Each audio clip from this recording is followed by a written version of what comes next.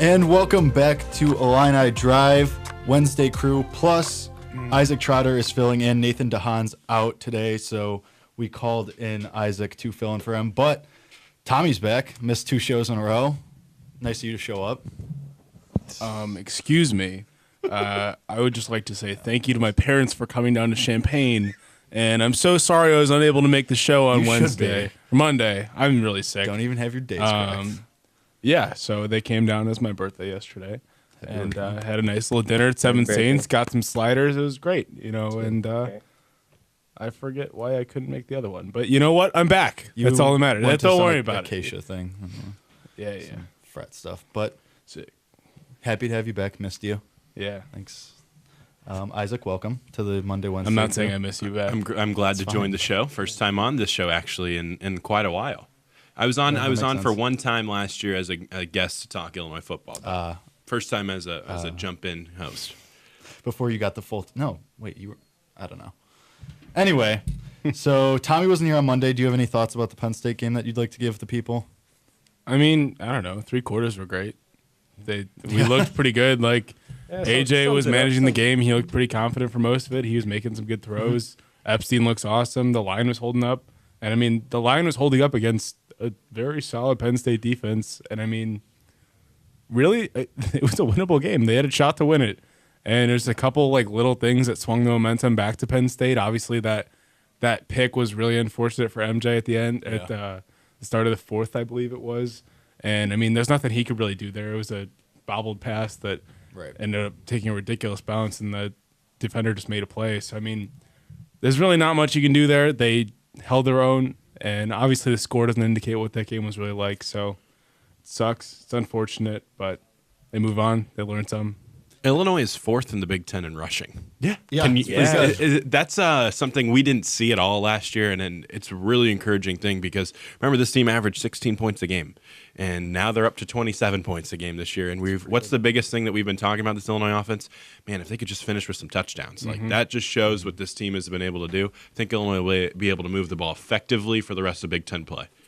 Yeah, we had Jacob in here on Monday to fill in, and we were saying – I mean, Tommy, me and you at the beginning of the year, this is exactly where we said we'd be. Yeah. This is exactly where we said this Illinois team would be at 2-2. I mean, would it be nice to have stolen one of those last 2 games? Yeah, obviously, but I mean, this could still be a 7-win team, 6-7-win team. Again, yeah, we were talking 5, 6, 7 possible wins. You guys say 7. I'm saying 5, 6. Okay. You guys are on the regardless. I'm still good with 7. I'm saying 5, 6, 7. That's the range. I think I said I didn't want to make a solid number because I don't think there is a good way to make a solid number right now. Okay. I think I said from the beginning 5 to 7, if you remember correctly, because I do remember saying that. So yeah, and then last time you were here, I was hearing a lot of until Nathan forced me into saying I want you to pick one solid number. Then I think I said 6. I could be wrong.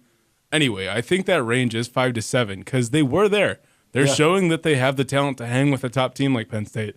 Have they done it for 4 quarters yet? No, but that's something that comes with experience. You have to keep in mind that a lot of these guys starting are still freshmen and sophomore. It's a super young team. So, I mean, would you like to pick up one of those 2 games as wins? Yeah. I mean, would you like to see no defensive lapses like what led to the USF win and then a lot of defensive lapses that led to Penn State's win? And, I mean, if you give up 35 points in a quarter, you're never going to win a game. Right. But, I mean, that's unfortunate. That's how things go sometimes. It is a young team, and I like where we're looking for the rest of the year. Really, I think we can hang with Wisconsin with the way they've been playing. Yeah, Wisconsin has not been playing well. And aside from them, every other game is very winnable in my mind. So yeah, I mean, I agree with you. On Monday, I was saying that I still think you beat Rutgers and Purdue after this bye week. Yeah, I think Minnesota. Purdue had a nice win this weekend, but I do still think we should win that game. Yeah, and I mean, and that's at home for homecoming, that game, and I still think you're better than Minnesota and slightly better than Northwestern, and then I think you can steal games from Iowa and Maryland. I don't even know if as a team we're necessarily better than Northwestern because I wouldn't necessarily say that yet. Their roster's much better. They have the talent to be a solid team, but I don't think that they play as well as these guys have kind of been coming together. And I think that we have some of that star power on our side. If we have a quarterback who even plays a solid game, limits the turnovers, maybe throws a touchdown, completes 65% of the passes, 60%. Sure. you can ride a Mike Epstein to a win at Northwestern. Like, he's that good. He's shown that he's that good. He can be that workhorse guy. Yeah, Right. Yeah, there's certainly games on the rest of the schedule that Illinois should be involved in and should be able to compete in. Rutgers is a game that you compete in. I'm a little higher on Purdue than both of you guys are. I think that their offense is legit.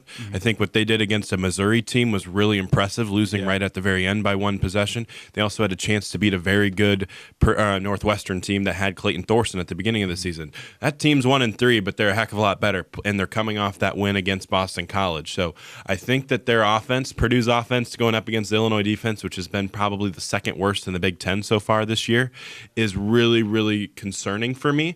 But again, their Purdue defense is really rough. So you're going to have some contrasting styles there where Illinois is definitely going to have some chances there. But again, moving on to the rest of this slate, Maryland's a team that can run the football really well. They have better athletes than Illinois. Yeah. Minnesota does not. That's a game at home that you need to be able to compete and win. If you want to prove to the recruits and prove to this fan base that you're taking a step forward, you should not be losing to a Minnesota team at home. Yeah, no, I think Maryland and Purdue should be at least be competitive. Like I said, I think you can steal wins there. Not necessarily saying they will, but I forgot about Nebraska too. Nebraska's extremely winnable. You should Nebraska looks stinky. You should definitely win that They game. lost to Troy. Nebraska looks like year one Illinois. Yeah. Like, and that's fair. That's where they should be. But everybody was hyped up on that Scott Frost train. You just pump the brakes a little bit. Like, I do think they're going to get there. I think he's a great coach, but it's going to take right more now time than that. this year. The you hype of Scott Frost covered up the fact that Nebraska's roster had big time holes. Yeah. Oh, yeah. Now their true Especially freshman after quarterback losing- Adrian Martinez, he covers up legit. a lot of those things. That's why Nebraska was so competitive at the beginning. But the thing that concerns me about that Nebraska game is, one, you're going on the road. Yeah. Two, if Martinez is healthy, they're just as good or better than you at quarterback. Yeah. And the thing is that will Illinois be able to prove that they can win on the road in the Big Ten? I'm not sure. Now, there's some numbers about Nebraska that are really concerning. They're 13 for 42 on third down this year. Sheesh. That's insanely bad. Not great. And their defense is the worst. Has the worst yards given up in the conference this year, and their run game is atrocious. There are chances. There's All 4 or those 5 things games. translate There's to bad. Right. There's 4 or 5 games on this schedule that Illinois should be competitive in the fourth quarter and have a chance to win. Will they have learned from their mistakes at the end of USF? Will they have learned how to finish a game like they did against Penn State? Right. That's up to be. We don't know yet. Right. We'll find out. So you're in that 5 to even low end 5, high end 7. I'm range? 4-8. I think 4-8 is what I picked at the beginning of the year, and I still haven't seen quite enough yet, just because I think that the depth is a massive concern for me. I love what I've seen from the offensive line, but if you have one injury there, it could get really ugly in a hurry. And this Illinois defense has really concerned me. I mean, they've given up opponents have averaged over 7 yards a carry in the last 2 games against Illinois. Those are concerns for me. So I'm at 4-8 now. I think that Rutgers is a team you need to beat. And I think Minnesota is another game that you need to beat. I don't know if I've seen enough for them to be able to get over the hump against Purdue, Maryland, Northwestern, and Nebraska. But I think you should be able to get in those games. If you're 5-7, awesome. If you're 6-6, even better. But I think 4-8 for now. I'll be cautiously optimistic that they'll be that they can get to that next you're right. stage. Those two that Rutgers and what was the other Maryland. one? Maryland. You were right. You're right. Or Those no, are, I'm sorry, Rutgers and Minnesota. Yeah, I mean those are games that you can look at them right now and say, okay, Illinois should win those. Roster versus roster, Right. Illinois is better than both of those teams. The other ones, like you said, are coin flips that you should at least be competitive in. So those could go either way. How about this? Like, USF is better than Maryland. USF is better than Nebraska. True. USF is completely better than Purdue. I don't think that's even close to thing. And so that's kind of where my bar is. Yeah. If USF was in the Big Ten West, I think we'd rank Wisconsin 1, Iowa 2, and USF would probably be that third team. You're going to have chances. Now you got to capitalize. So going back to kind of what you were saying with the defense, you're kind of, it's justifiably so that you're concerned, saying that they've been giving up a lot of rushing yards. They haven't been good. Do you think a lot of that has come because of the fact that a guy like Bennett Williams and Tony Adams and Hobbs haven't really been there all year? And do you think that that'll kind of improve in these coming weeks? Look, I think that that's a concern when you have those 3 guys out. Those are huge parts of your secondary. Right. The problem is that your defensive line's been really bad. Yeah. Outside of Bobby Roundtree, you haven't had one guy there be a high-impact guy. Jamal Milan is an all-Big Ten type of player when he's healthy. but we can't count on him because he's had multiple issues with his knee. Jamal Woods was your best defensive tackle. He's out, and he probably will miss the rest of the season after sustaining an injury against Penn State. Now it's time for guys like Calvin Avery. He brought him here, 4-star recruit, top 300 prospect. Time for him to start getting some playing time at defensive tackle. So I'm just really concerned about this defensive line the most, because when you are losing the point of attack, you can have great guys in the secondary, but when they're hitting a guy after 8 yards, it's already 2nd and 2. It just concerns me a lot on that side of the football, because I think your secondary can be a strength once Bennett gets back. He had that health scare against Penn State, but he's fine. He's practicing. He'll be back, no problem. But your secondary can be a strength, but if you're constantly losing at the point of attack, and Delshon Phillips and Jake Hansen, they were really good the first 2 games. They were not very good against USF or Penn State. Yeah. If they don't improve there, Illinois is going to have a rough time, because that front 7 is just too young and inexperienced right now. Yeah. I think this bye week comes at a really good time. Great time for them to just kind of step back and just re-look at everything and just kind of regroup, get it all together, and then go back into Rutgers. And because they have to come out strong against Rutgers. Are you guys worried about Bennett Williams? Just out of curiosity? No? I think it's just rust. As well, yeah, I was going to say, as far as the injury or as far as just like how he looked against Penn State? Just how he looked against Penn State. Yeah, then I'm with Tommy. I think it's just rust. I think looked like a guy who hadn't played in a really long time. Yeah, looked like a guy that hadn't played. Exactly what he was. Right. So I think it's the same thing with that. This bye week comes at a really good time for him and the other guys that are just getting back too. Lou Dorsey too at practice today. We talked to Rod Smith about it, and Lou, we found out that of course he was out during the spring, but during training camp, he was barely getting any reps behind Daniel Barker. So he's kind of new to this offense. Right. And then during the first 3 weeks of the season, he was technically practicing, but he was on scout team. So he really has only had about 3 weeks of time with Rod Smith getting into this offense. And he was really bad against Penn State. He missed multiple assignments. He could not get open down the field because he wasn't running the right route. Yeah. So those are concerns there, and that's why Bennett and Nate Hobbs and Lou Dorsey, that's why they needed this bye week, because they'll have 2 weeks of intense practices with the staff to get back up to what they need to be doing. Yeah, so that'll be interesting to see against Rutgers. Everyone's going to be watching that game really closely. Just moving on to other Illini sports. Volleyball's up to number 7. Last Friday, they beat number 16 Purdue, and then they beat Indiana as well.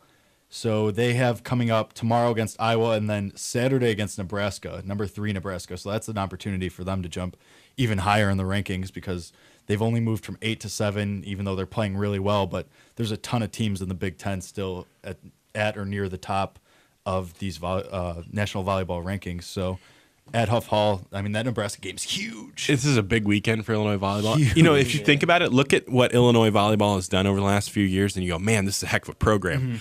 Then you compare it to the rest of the Big Ten, you're like, well, Penn State's been better, and Nebraska's been better too. Like, this shows you how good the Big Ten is in volleyball. It's a heck of a start for this team. What are they, 13-0? 7th in the country. Gotta love it. And what is it? Stuff Huff this weekend too. So free tickets, and Huff Hall is probably the best atmosphere for a game on campus against number 3 Nebraska. I'd like to read it. Can't get better than this. Number 7 versus number 3. Huff Hall is... That's a heavyweight bout right there. Yeah, Huff Hall is electric when it's filled, too, and I have no doubt that they will, because the volleyball fans usually come out, especially when it's a big game like this. So that's really interesting. Definitely go watch that, because that's going to be an electric atmosphere. We can take a break now, because... Any other notes? No? Good. All right, we'll take a short break a little early here so we can get into some other stuff. Ryder Cup starts tomorrow. That's going to be absolutely electric. And then also MLB last week of the season, coming down to the wire. Many tight races coming here. We have 2 Cubs fans and 2 Cardinals fans in the studio, so that'll be interesting to talk about right after this break.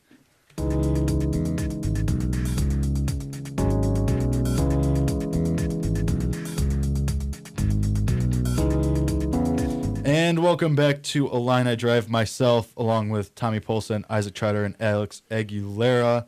We are going to start this segment with some Ryder Cup talk. Me and Tommy are big golf boys here. I'm excited. Yeah, I'm very really excited. I love, kind of my favorite thing so far leading into it. And I'll be honest, I haven't really been too closely following the selections and everything, so I'll have to play a little catch up and get into it this weekend. But just following Phil Mickelson on Twitter, he has been hyping me up so much because he's just talking so much, like getting into the Europeans' heads, talking about how like, oh, it's really nice to have an extra piece of luggage, and then he put like in parentheses the trophy from last time they won it, like to bring it into France. Great, which is awesome. So I mean, I don't know, they look good. I think the United States is pretty heavily favored, aren't they? Yeah. Like, I mean, when you have a team with Patrick Reed, who just won the Masters, Phil Mickelson, who's won a couple majors, a guy named Tiger Woods. You have who's that? Is he good? Pretty good. Yeah, probably top. I heard he just had a win pretty recently. Had his first one. He's riding pretty high. He's pretty good. Ricky Fowler, he's won a couple tournaments this year. I think Justin Thomas is on that team as well. I don't even think you've mentioned Dustin Johnson yet. Oh God, the number one golfer in the world. Yeah, he's not bad. On that team as well. He's pretty good. I mean, the U.S. I mean, no, not smacking Team Europe. I mean, they have Rory and Justin Europe's got Rose. Some studs. Yeah, like, they got some really. wrong. I mean, they got some really good players. Is Jason Day playing for them? He's not Europe. Yeah, I wasn't sure. I thought he was like 1 year. I don't think so. He's in the President's Cup usually, I think. Yeah. That's what it is. But I mean, still, they have Rory, Justin Rose. There's some. This internet down is so bad. Mine's somewhat working. We didn't even mention Finau, who's been awesome. Yeah, Tony Finau's been really good. The guy who snapped his ankle and then still finished top 15 in the Masters. And Jabari Parker's cousin. Jabari Parker's cousin, forgot to say that. But yeah, I'm very excited. The Ryder Cup's always, and I've said this on the show before. I'm looking up Team Europe's roster really quick. I mean, the Ryder Cup, I was there when I was at Medina a couple of years ago, and it's so much different than regular golf. Like, everyone's so into it. Like, it's unbelievable. I think I wish that's what golf always was. Yeah. Like that rowdy, that like in your face, like Patrick Reed fist pumping and like silencing the European crowd. I can't wait for it's a the Tiger coolest thing fist ever. pump. Oh yeah, no. A Tiger fist pump this weekend will be great. Spieth, he's on this USA team too. Forgot about him. Pretty good. I was like, okay. Won a Masters, won a US Open. He's pretty good. Thomas Peters should be on the Okay. Europe Shout team. out Illinois. Illinois golfer. are Thomas there any Peters. sleepers? Any guys that we may not know that could step up? I'm in this pulling Ryder up the Cup? rosters really quick. Aside from the big names, Tony Finau's Finau's probably pretty the good. number. You should definitely watch him. Okay. He's really good. I think he's coming up. A lot of people still don't know who Ricky Fowler is, which is surprising to me. Really? Because Really? I'm not a big golf guy, but I know who Ricky Fowler is. Yeah, I mean, We didn't even mention the. Oh God, I lost his name now. Where'd it go? Oh jeez, Bubba Watson's on the team. He's really good too. Masters champion. Quality Two-time Masters radio. champion. Who Yeah, just I mean, in the Ryder Cup, I'm not sure you can say there are people that are sleepers because just everyone's so good. But I mean, it's just really fun to watch. Like, I just think about when I was there, and it's just crazy. Like, and there wasn't even like these guys that are playing this year. Like, it was a whole different cast of characters, but it was still awesome. Like, it's just, I mean, even like when I was there, I think it was Zach Johnson, who was like always more of a mild mannered guy in golf, and like even he was like super into it. Like, it's unbelievable. And I'm very excited. I wish they would do walk-up music on the tees because they did that for a tournament earlier this summer, and it was hilarious, and I loved every second of it. And I think this would be the perfect time to do that and pull that out. I feel like But- it's a UFC fight with walk-up Yeah, music. it's awesome. It's Also- like baseball. Illinois alum Steve Stricker also is a captain. He's a captain, right? Yeah, that's cool. Shout out Okay, Illinois. so the Golf USA roster is Bryson DeChambeau. He's kind of a little sleeper pick. Yeah. Finau, Ricky Fowler, DJ, Brooks Koepka. Good. Forgot about Oh, him. forgot Brooks about- Koepka, best biceps in golf. Has won like the last 6 out of the last 7 Yeah. tournaments. Very good. Phil Mickelson, obviously. Patrick Reed, Good. Webb Simpson, Webb Jordan Simpson. Spieth, Justin Thomas, good, Bubba Watson, Tiger Woods. Good. All good. Listen It to sounds listen to stacked. Team Europe. Look at Team Europe a little bit. Paul Casey, Sergio He's good. Garcia, Good. Ian Good. Poulter, and Henrik Stenson are the four Ian captains. Poulter is Tommy Fleetwood, good. He's cool. He's really cool too. Rory McIlroy, of course, He's pretty good. not Justin Rose, Pretty good. Alex Noren, Good. He's very good. Very good, Swedish. Tyrell Hatton, don't I know think the who name, that but is. I don't know who that is. Francesco Molinari. Molinari's really good. Molinar, yeah, he's awesome. Did he win the Masters? No, he won something this year. Did he win the Masters? No, Reed won the Masters. Molinari just recently won. He something. just won something. Did he, Maybe the US He Open? might have won the U.S. Open. I think he I'm did. pretty sure it was the U.S. Open. Sorry. Yeah. Again, major champion. Like, continue. No, that's all. That's that's the, it. that's the I list. You didn't go sounds through everybody. stacked. No, That's- they've got. just- They also have Henrik Stenson, John Rahm, Thomas Peters. Thorbjorn Olsen. Who, I don't know him, but that name's amazing. And Strong name. yeah, that's it. Oh, Graham McDowell's not even playing for them. I Their know. captains are sweet. It's crazy. I mean, Podrick Harrington. Oh man, this that's is really like cool. the Ryder Cup is one, like, if you don't watch golf, you should definitely watch the Ryder Cup because you'll be all in. So yeah, like how people who watch soccer that are trying to get friends who don't watch soccer to watch it. Oh, watch the World Cup. This is golf's World Cup. Like watch this. It happens every year. Yeah, it's awesome. It's really so cool. awesome. I'm so excited.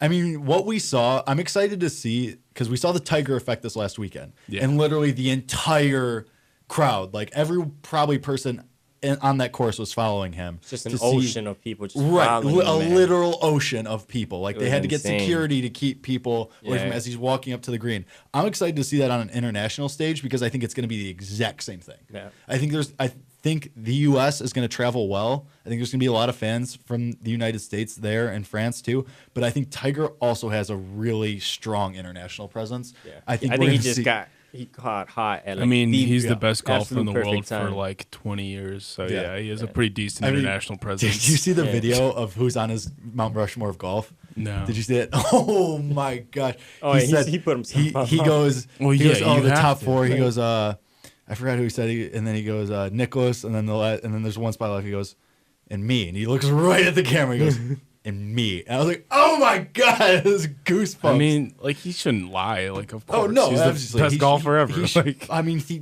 yeah. I mean, you could argue that he should occupy all 4 spots on a Mount Rushmore of golf. Like he's just I don't know, unbelievable. don't disrespect my boy Arnold Palmer. Come on, Well, but He's got a great iced tea. he doesn't have an iced tea. got a That's what I'm great iced saying. people forget that Tiger Woods doesn't have an iced tea, does he? yet. He said, yeah. He had a Gatorade. Tiger It was- Woods. it was pretty Oh, good, that's true. actually. That Gatorade was good. But it's not even around anymore. So Yeah, who I mean, really won? That starts tomorrow. The pairings aren't out yet. I have a feeling we're gonna see Tiger versus Rory. I think that's gonna be one that we see. Cool. I have a feeling Justin Thomas and Ricky Fowler will be together, or Ricky Fowler and Jordan Spieth, because they're the spring break boys. We know they're all really close friends. But either way, watch it, love it. It's gonna be awesome. Dustin Johnson's definitely gonna be fired up all weekend. Oh man, I'm very excited. But on to other things. Baseball is happening last week of the season, and the Cardinals are dead. I'll just say it. The Cardinals are dead. Oh, Well, I mean, that they're makes me happy to hear. they're on Right. life support. But if John They're dead. Gant comes out tonight and gives the Cardinals a win, it'd be a very big game. Obviously, trying to salvage one game in this 3-game series with the Brewers after last night's demoralizing loss. But- Matt Carpenter gets ejected. Mike Schilt gets Cardinals ejected. got out of the first inning, or out of the top of the first With no no damage. damages. 0-0. Just get Carlos Martinez in the game as fast as possible.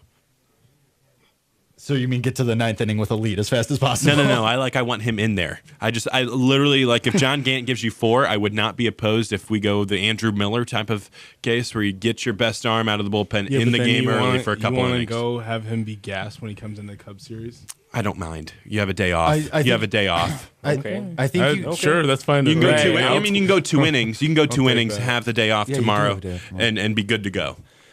2 innings, Mark, sure. but 2 innings is if you're talking fine. I'm Andrew fine with Miller, that. like I think throw 4. You need 5 from Gant. Then you just need some kind of bridge to the 8th of Hudson, Hicks yeah, and Brebbia. Those have been your best 3 arms. Yeah, I would say yeah. I mean Hicks even could go 2 probably.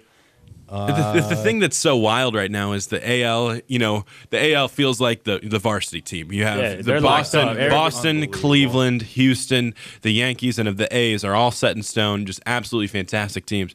And then you switch to the NL, and it's just all hell has broken loose. You're not Yeah. sure what's going on. Colorado, the Dodgers are fighting it out for the West. Colorado, the Dodgers, the Cardinals, and the Brewers, and the Cubs even are right in the mix for these 2 wild card spots in the NL Central. It's gonna be really fun the last 4 days, and that's what makes baseball so cool. Yeah. Because it's all gonna come down to that game 162. There's gonna be so many different things that could happen, and the Braves are just hanging out as champs of the NL East, just chilling, the Braves waiting. already They're did that. just chilling. How good is that for the Braves though that they can rest these last couple days? They can rest guys like Acuna, Albies, Oh, that's big, man. Fulnetowicz, Listen to this. Gosman, their entire bullpen. Did you hear the news about Dansby Swanson? No, Ligament tear. He has a ligament tear. Playoff status unclear. and what his hand? In his knee, I believe. Yikes! I mean,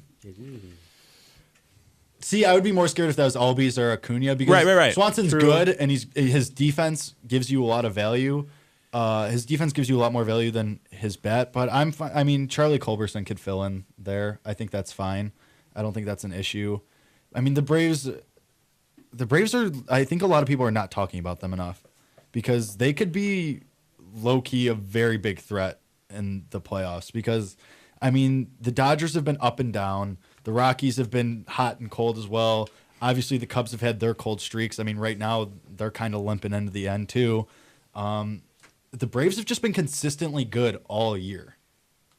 Yeah, no, I mean, this is definitely like of this Cubs era since their first NLCS appearance. This is for sure like the most beaten up we've been going into it. Like, we've been blessed to not have too many serious injuries, but like losing a guy like Morrow for the rest of the postseason, putting all that money into Darvish and getting 6 games out of him, it's hurt. And Chris Bryant's not healthy. I think he's playing at like 50% right now. Yeah, I think because he got hurt again last night too. He doesn't X-rays look like came out negative, but he looks fine. He's hitting for average and like he's been getting on base still, which is huge. Like he's still a good presence in that lineup, but like those power numbers are not there at all. Javi's carrying this team right now. Really, Zobrist is the one solid guy who's really been having just an unbelievable year. Hayward's been picking it up, and I mean, don't get me wrong, like. I like this team. Like once we're in, like I still like our chances against a lot of teams, and like they have if the rotation holds up, like we've got the offense to overpower anybody, but they just gotta put it together. Tommy, are you at all worried about the impact that Chili Davis has had on this team as the new hitting coach? Because I mean, their power numbers are severely down, and you look at a guy like Wilson Contreras hasn't been, the guy that he was billed to be. Yeah, and you see guys like contact guys like Almora and Hayward put together pretty good seasons under a guy like Chili Davis. Yeah, I don't know. It's kind of I feel like a lot of it's give and take, and I'm not ready to put it all on Chili yet, just because like.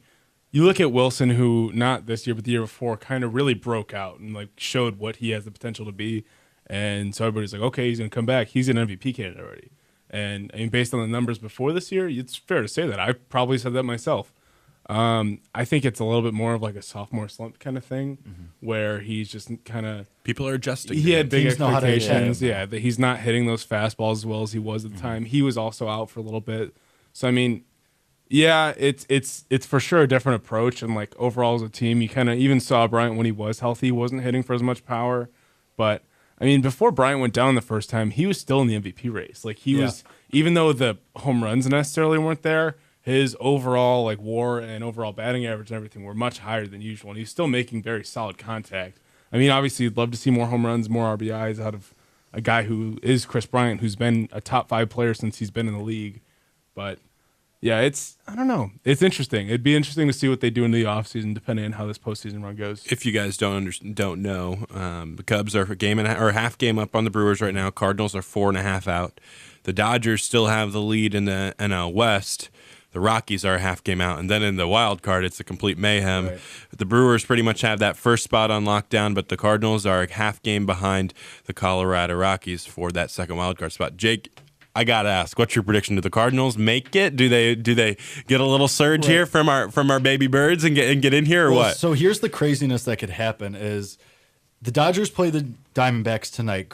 Zach Greinke versus Ross Stripling, and you have the Colorado Rockies going against the Phillies, and I believe that's German Marquez against Zach Eflin, and then obviously the Cardinals and John Gant going against the Brewers right now. The Cardinals aren't getting the division because they're 4.5 out. Even if the Cubs lose and the Cardinals win, you're still 3.5 out going into a 3-game series, so that's done. So right now the Cardinals have to hope for the wild card, either first or 2. I think the Brewers pretty much have that first wild card locked up, so you have to go for that second one, which is going to be between the Rockies, Dodgers, and Cardinals. If the Cardinals win tonight, then they're still behind the Rockies, especially if the Rockies win. But if the Rockies win, the Cardinals win, and the Dodgers lose tonight, if Zach Greinke blanks the Dodgers, let's say, and Arizona pulls out a 3-2 win, 3-1 win, Colorado jumps LA for that NL West crown, or at least the top spot. They wouldn't obviously be crowned. And then the Dodgers fall into the wild card and do a tie with the Cardinals for that second wild card, which then I think your last series is obviously the Cardinals and the Cubs at Wrigley, in which the Cubs will probably be trotting out some combination of Hendricks, Lester, and Mike Montgomery. And then the Dodgers, I think, go to San Diego. I'm almost positive. The Dodgers go to the Giants. They'll play San Francisco. Okay. So is that at San Francisco? Yes. Which is still, I mean, in California. That's a rivalry series too. They don't like playing each other. And we know that the Giants always play in the last weekend of this season because last year they got a walk-off win to knock them out of the number 1 pick in the MLB draft. So the Giants, for whatever reason, play well in the last weekend. And in a rivalry series, that's huge. So let's say that tonight the Cardinals steal that win from Milwaukee. They avoid the sweep, which I think is a good chance because it's at home. They don't want to get swept. Julius Chassin is on the mound for Milwaukee, who you've hit relatively well. The Cardinals do hit pretty well. I don't have the exact numbers because, again, this internet down here isn't the greatest. But this year, the Cardinals have been great at avoiding sweeps in the second half. They've won, 15 of their 17 series in the second half. I think they take this win. I could see Greinke being vintage Greinke tonight. I think you have to hope for this tie with the Dodgers because I think the Rockies are playing too well to be in that wild card. I think basically what it's going to come down to is it's going to be a game 163. Cardinals and Dodgers. Whoever wins gets the wild card berth against Milwaukee or the Cubs. Probably Milwaukee. I think the Cubs are safe. Barring something really catastrophic, I don't think. I mean, the Cubs would pretty much have to lose out for them to lose that division, unless Milwaukee wins tonight, and because even they're a half game out. Half game. So I mean, unless Milwaukee takes it this weekend, still I think the Cubs will probably be fine because they've looked really bad, and I don't think they're going to lose this series to Pittsburgh. That's what I'm saying. Like, I think the Cubs. There's just too much talent on this team Right. to not be Like, better I'm not than what they freaking have out. been. Right. Like, And this is the most like upset and like unsettled that I have been with this team, and like I said, this little run because we've been so lucky to have what we've had. But again, like even with, I mean, just seeing how down the NL is right now, like Right. I think we make it in. I don't think it's out of the question to say we probably should be favored to make it to the World Series out of the NL. I think the Dodgers might have the better roster, but the Cubs are definitely 1-2 with them. 1A, 1 and 1A. And I just don't think the Dodgers have like performed to what that roster should be. Right. And don't get me wrong, the Absolutely Cubs not. have not either. We have not Right, at all. Right, but between But- the two, it's just Yeah. You're splitting hairs when you try to figure out which Yeah. team is better, the guys Cubs are or the Dodgers. Discounting the Braves, I feel like the Braves are going to Dude, surprise the some Braves, people. the Braves, Braves are still a the Braves year are in away, in my such a opinion. stinky division. They're the 2015 Cubs, in my opinion. Oh, That's, no. That's what they remind me of. No, that's way too. That's I so don't- much. I don't- That's I such don't a hate that. hard so here, I mean, it's hard they to have compare They have teams that like that, potential to be obviously. like that, but I think that 2015 Cubs team, they had that vibe to them where it was like, all right, they shouldn't be here, but they are that awesome. Like they're that fun to watch. Don't get me wrong, the Braves are doing something great. They're building a great foundation. They should be a great team for years to come, but I think that's setting a high expectations for a Braves team that they have some great pieces. I love Acuna. Swanson should be awesome. They've got Albies. some. Yeah, Albies is unbelievable, but I think that they don't have that overall depth. They don't have that John Lester piece. They don't have. They can go get it this They offseason. can. Right. They can. can. This It's offseason just not especially, right they can now. shop. They I for mean, sure they're can. very much in the mix to have Bryce But Harper. Add Bryce Harper to the mix. Bryce Harper's going to Chicago. But anyway, I'll digress. I'm not even getting into that right now. It's happening. Tommy, as much as I Continue. want that to happen, it's not going to happen. Continue with your original point. I don't know. I just think that's. I personally think that's stretching it. I don't hate the comparison of the 2015 Cubs. You're right, they don't have, because the Cubs did go and get Lester that offseason. The Cubs signed Lester when we were winning 80 Right. games. I still think the Braves are a year ahead of schedule. Oh, yeah. I still yeah, think, no, they because I are. still think they can. I'm go, not denying that at all. I still think they can go get Dallas Keuchel this offseason. I still think they could say David Price opts out. I think they could go get Sure. Price. Who else are free agent pitchers this offseason? I know. I mean, regardless, there's a I ton. agree they're ahead of schedule, and I 100% agree that they have a great foundation. They should be a very strong team in the NL for years to come. I just think that I don't think they're World Series contenders, but I think you can't discount them so easily. Like, I mean, they're still a very strong team. yeah, I guess Like I don't know. because I think Fulnetowicz they has kind been of great beat- all year. Gosman's had like a Yeah. 2 since he got to Atlanta. Sean Newcomb's solid too. So their bullpen's unbelievable as Yeah. well. I really like the Braves. I really like what they can do. I think they have just that factor of just they can just show up. That's fair. So Listen, I mean, here's yeah. the pitching that could be free agents in 2019. how's Isaac's internet the only one? Patrick working? Corbin, Right. Corbin's good. Patrick Corbin, Corbin's cool. Dallas Keuchel, Charlie Morton's an interesting one there. David Price, if he opts out. if he opts out, guys like CC Sabathia, J.A. Happ, Clayton Kershaw, but that's probably not going to happen.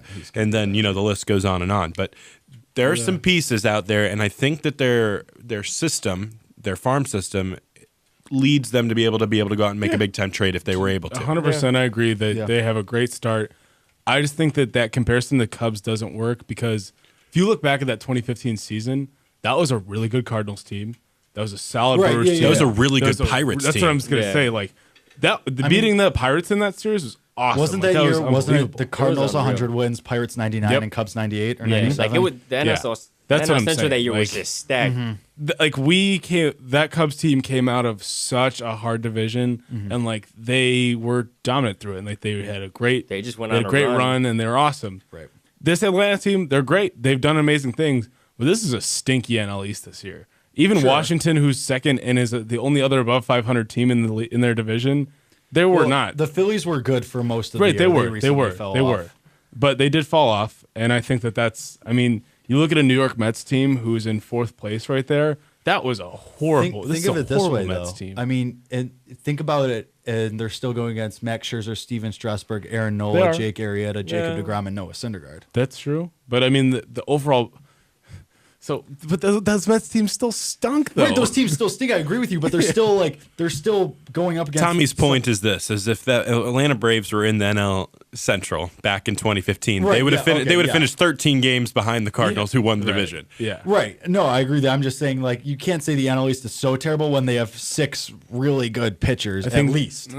I disagree. I still think I can say they're Should be a terrible lot- because with those- these with records those are names, horrible. they should be a These lot teams better. stink. They have some great players in their division, right, but their specifically teams pitchers who stink. those pitchers specifically who the NL Braves have that's- faced. I mean, They faced some good Those teams pitchers. should be a lot better. if Jacob they got DeGrom's those going to win. pitchers. Jacob DeGrom's going to win a Cy Young and be an MVP consideration, even though he has a 9-9 record. I mean, I don't mean to completely like go at you here, Jake, but I can Yes, you say do. I can Yes, you do. I can confidently say that every single team in the MLB this year has faced some pretty great pitchers. No, okay. Yes. Fair. But Just I say saying. the NL East is a very strong division for starting pitching. Cool. Okay. I hate you so much. I hate you so much. They have good pitching. I'll give you that. Outside Records, of, not so outside of much. that is just Anyway. you're done. You're done. Anyway, Go to break. You're done. I hate to bet against the Cardinals, but I think the NL playoff picture shakes out as the Braves obviously in the East, Cubs Central Division champs, and then I think the Rockies win the NL West with the Brewers and Dodgers taking the wild card spots. The way the Cardinals are playing, and we know what the Cubs do to them at Wrigley, it doesn't give me a lot of confidence in going into this weekend in which they probably need to win out. It feels like you fizzled. You spent so much effort trying to get back into the race and winning all of those games during that mid-season surge. You just run out of juice, and those young pitchers that you counted on for so much during that stretch, during that August and the beginning of September, where you were making that massive run. They fizzled out a little bit, but I am encouraged for the future because I do think that you have a lot of The Cardinals do long-term scare me. pieces. He's not Long-term coming here. pieces. Harrison Bader's a long-term piece. Tyler O'Neill's a long-term piece. Yes, he is. Dakota Hudson, That whole Daniel rotation. Ponce de Leon, Austin Gomber, Flaherty. those guys, Jack Flaherty. Like this team is going to be here for a while. It just might not happen this year. But I mean, they're half game out. There's 4 games left. It's baseball. Crazy things can happen. And if the Right, Cardinals get into that wild card game, and you're sending out Miles Michaelis, that's a good problem to have. He's been one of the best pitchers in the NL this year, and I think that there's a chance that you can get yourself in the playoffs because when you get to the playoffs, it's a crapshoot. It really is. And sometimes the best team doesn't always win. Right. And the Cardinals can go shopping this offseason, too. I mean, they have some money to play with, and their number one weakness Will is they, their though? bullpen. Right. That's the issue. Will they spend in the right places? You look at Dexter. We've spent money. Right. You look at Dexter Fowler's ugly contract. You look at Brett Cecil's ugly contract. Greg Holland. who you sunk $14 million into. I mean, you look at those three, especially not good looks Luke for you. Gregerson. Luke Gregerson, who's I think has appeared in 7 games this year. So you need to use that money wisely. You have to go. You can't. The Cardinals have always been like, all right, let's try and find this diamond in the rough. Let's try and kind of search the bargain bin or these middle tier guys and see if one of them steps up.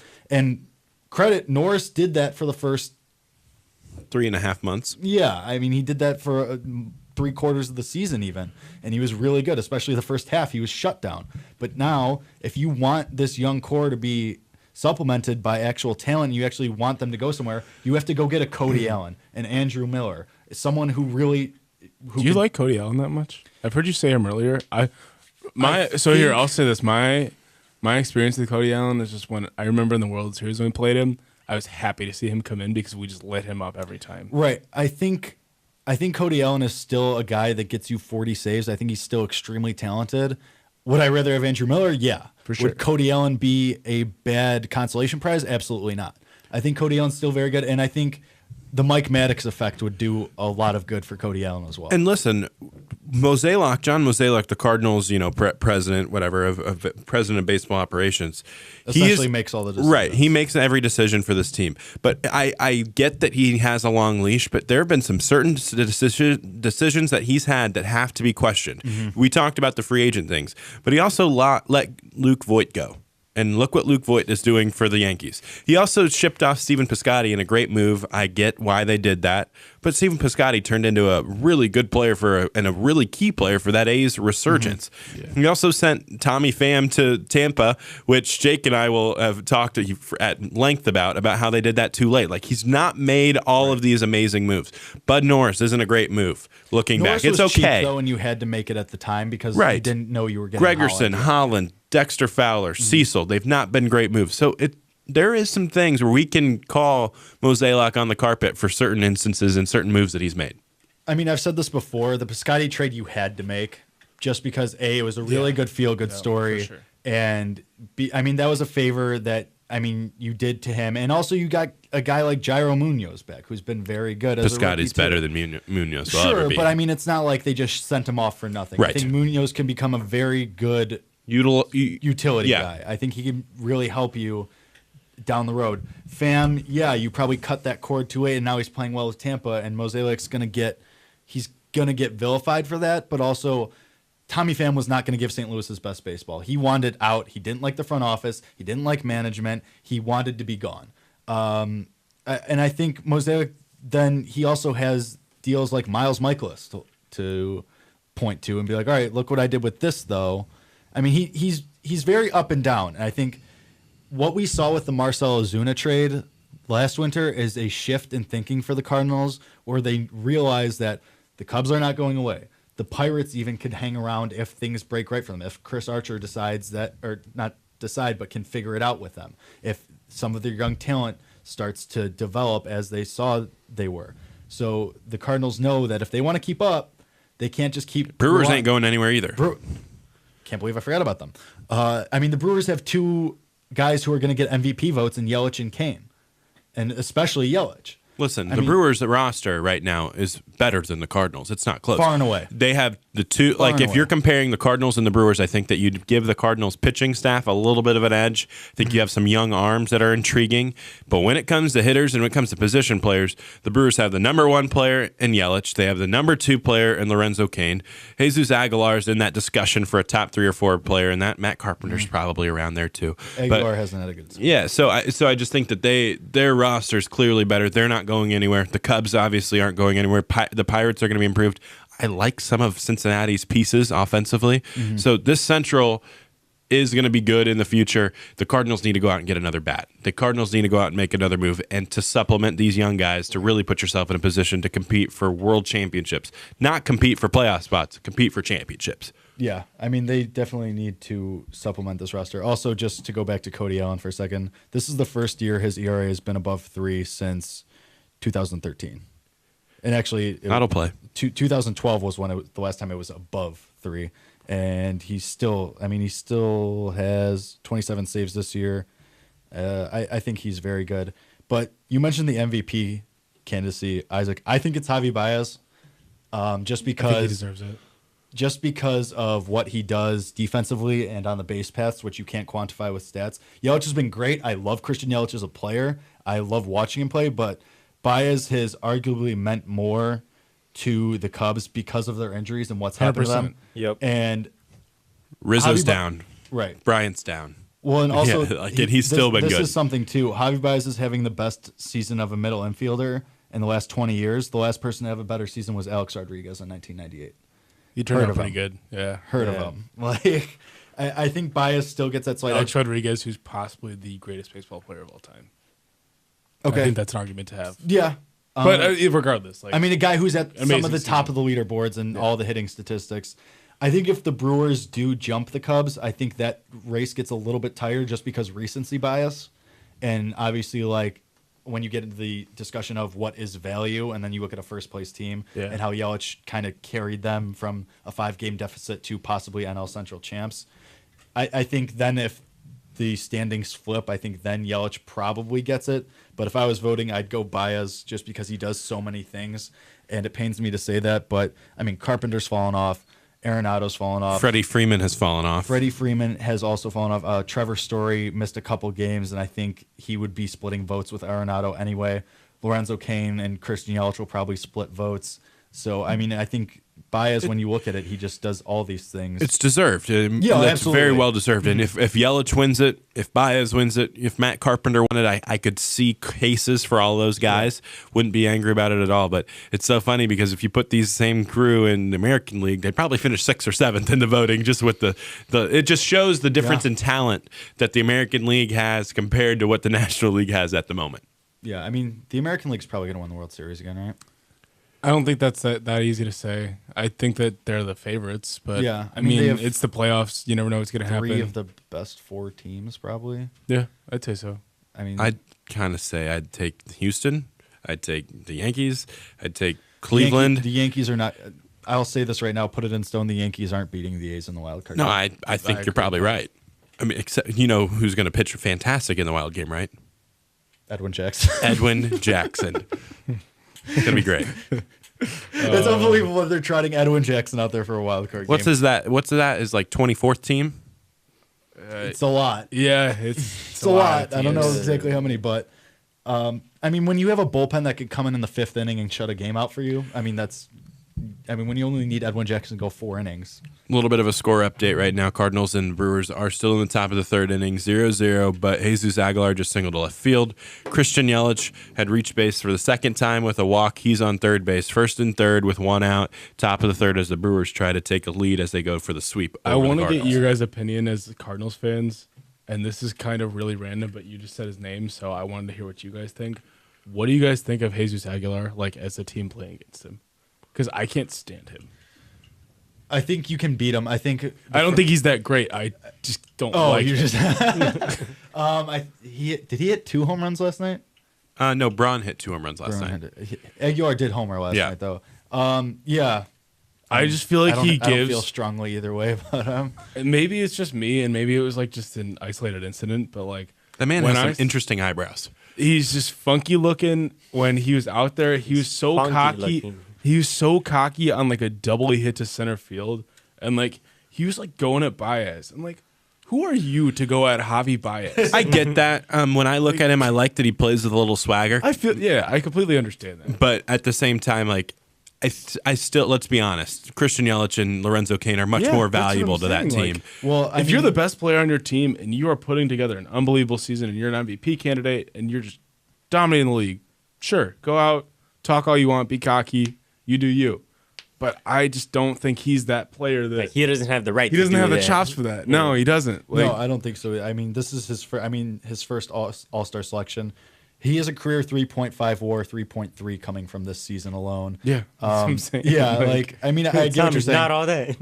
Yeah, I mean, in the first half for Jesus Aguilar, 298, 373, 621, 995 OPS with 24 home runs. Second half, 244, 323, 438 with a 761 OPS. He also and has 10 home braces. runs.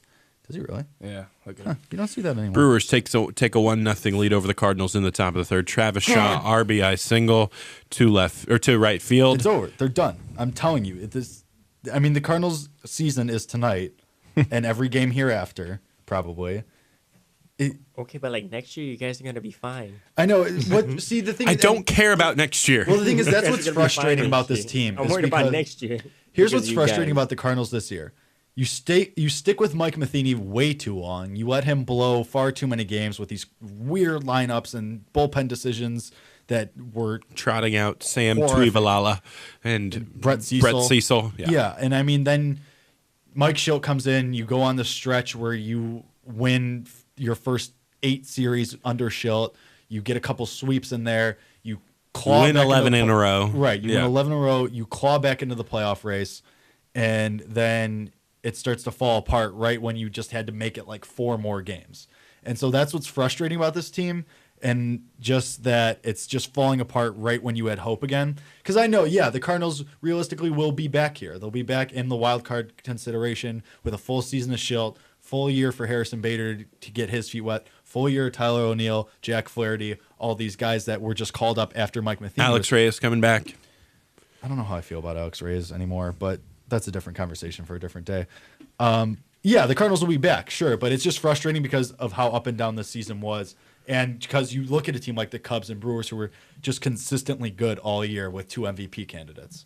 Okay. So it just stings a little bit. Hurts. I don't know. Hurts my It's heart a just little bit. these next couple years, I'm a little worried about the Cardinals. I mean, And that's it sucks baseball that though. Like it's yeah. just always a fluid thing. Yeah. I don't know. I think I'm hitching my wagon to the A's. They're just so fun. They're so weird too. Such a weird. They're having a team. Moneyball year. They're That's just why. such a weird. I mean, just they're having a trotting out Moneyball Trevor Cahill and Edwin Jackson out there. I mean, But their that's- lineup is low key really good. They Oh, can yeah. they can It is. swing it. Chris mean, Davis yeah. is fun. Chris Chris Davis Chris is Matt fun. Chapman. Matt Chapman's over 8 wins. Steven Piscotty's had a great year. Yeah, I mean they're very good. Jed Lowry was an all-star. Matt Olson is very good as well. Jonathan Lucroy still doing things that Jonathan Lucroy does. It's going to be super interesting. I'm really excited for the playoffs to start. Whether the Cardinals are in there or not remains to be seen. I'm going to guess no. It's But that AL.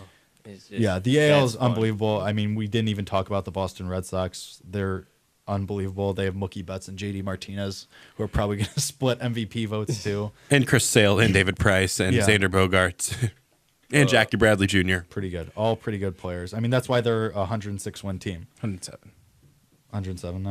All right, who Pretty you good. Who you guys got winning? Down 2-0 today, though. Yeah. Baltimore. Who you Who's guys won got coming not out of even the 50 AL games? Houston. Who's coming out? Baltimore. then? Baltimore. Yeah, I think Houston just has that X factor. Well, they'll turn it on just because Correa and Springer and Altuve and Bregman and Cole and Verlander. That's how I feel with the Cubs, like for the NL. Like, Yeah, it's just I too just many feel guys. like they've got that experience. They've been there. They've Yeah, got the just team. so many like, guys. They've just got so many dudes. It's going to be extremely interesting. All right, well, that'll do it for us today. Isaac, thank you for filling in. No problem. Today. Anytime. Good luck on your show tomorrow. We'll be fantastic. Listen to that with A lot of Isaac and Illinois Brian. football, a lot of Illinois basketball talk tomorrow night. Yeah, so listen to them for sure. Is EJ Liddell coming? Yeah, Got a lot of recruiting stuff to talk about too tomorrow. Very, very interesting. Tommy, welcome back. Missed you. Still I'm not going to say it, but Okay, it's good to be thanks. back. Awesome. Well, that'll do it for us. Thank you, everyone, for hanging out with us, for listening to us. We will be back on Monday. Again, catch the Tuesday, Thursday crew tomorrow. Alex, hit the music.